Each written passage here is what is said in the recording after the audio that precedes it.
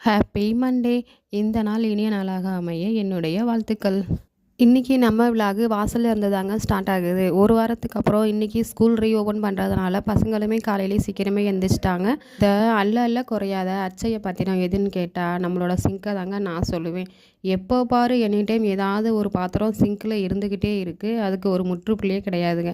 இன்றைக்கி பசங்களுக்கு அரிசி பருப்பு சாதம் தாங்க ரெடி பண்ணினேன். குழந்தைங்களுமே பருப்பு சாதம்னா விரும்பி சாப்பிடுவாங்க. ஸ்கூல் டேஸில் மட்டும் பசங்களுக்கு டீ, காஃபி, பால் எதுவுமே கொடுக்க மாட்டேன். சாப்பிட வச்சு தான் அனுப்புறது. அதுவும் இன்றைக்கி திங்கக்கிழமைங்கிறதுனால அசம்பிளிலாம் இருக்கும். பசங்களுக்கு மயக்கம் வந்துடும், ரொம்ப நேரம் நின்றுக்கிட்டே இருப்பாங்க அப்படின்னு சொல்லிட்டு சாப்பிட வச்சு தாங்க அனுப்புறது. சாப்பாடெல்லாம் வேண்டாம், ரொம்ப லேட் ஆயிடுச்சு அப்படின்னு கிளம்புனாங்கன்னா பனானாவாச்சும் 2 சாப்பிட வச்சு அனுப்புறதுங்க. ஒரு பனானா வந்து 2 இட்லிக்கு சமம்னு சொல்கிறாங்க. அதனால் பனானா குழந்தைங்களுக்கு சாப்பிட பழக்கப்படுத்துங்க. இன்றைக்கி விலாகு வாசலில் ஆரம்பித்து வாசல்லையே முடியுதுங்க. அடுத்த விலாகில் சந்திப்போம். டாட்டா, பாய் பாய்.